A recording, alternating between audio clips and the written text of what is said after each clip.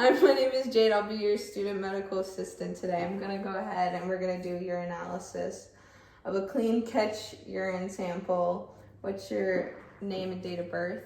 Taylor Hunt and March 21st, 2000. Okay, so I would usually have the materials, but we don't. We're going to go ahead and label the sterile scaled container and give the patient the towelette supplies. So I would go ahead and use a Sharpie and label her name and date of birth on it.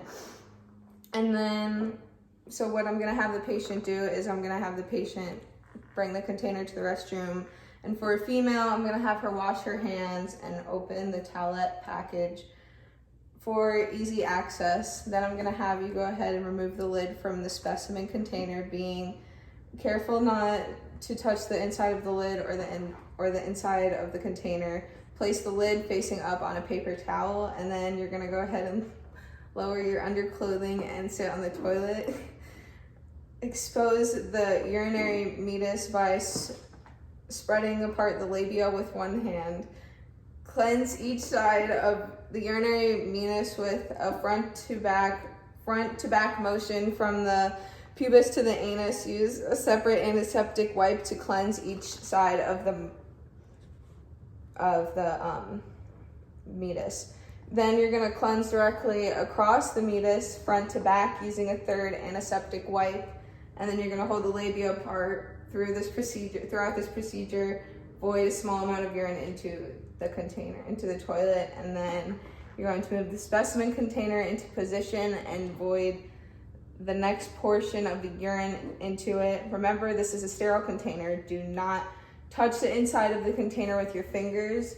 And then once you are done, you're going to go ahead and remove the cup and void the last amount of urine into the toilet.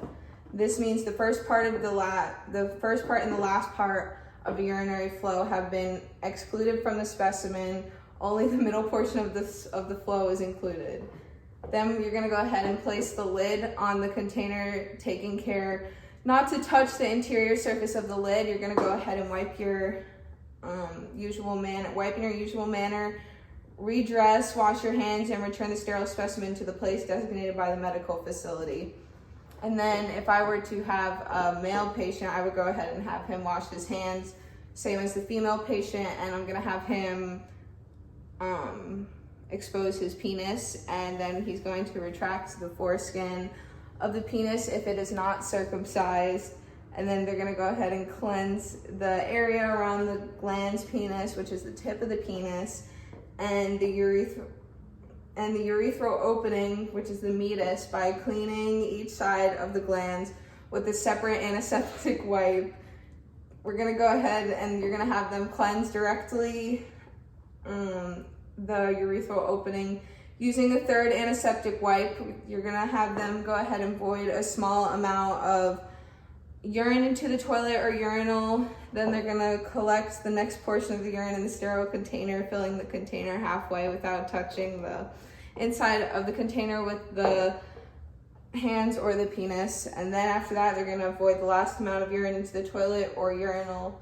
Place the lid onto the container, taking care not to touch the interior surface of the lid. They're gonna go ahead and have them wipe or wash their hands and wash their hands and redress as well. Then they're gonna go ahead and return the specimen to the designated area. And then the medical assistant will go ahead and take that. The medical assistant is gonna go ahead and document the date and time of the collection type, and process the specimen according to the physician's orders. So for say, if it was a urinalysis, then we would have that go ahead and sent to the lab.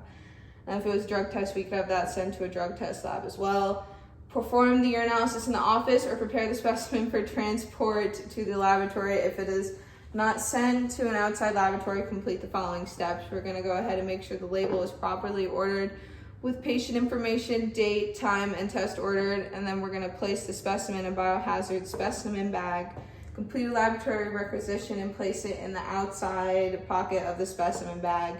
Keep the specimen refrigerated until pickup, and then document that the specimen was sent. And then once you're done with your patient, what you're going to go ahead and do is you're going to escort them to the exit area and show them where they're going to leave, and they will fill out their leave forms at the front office.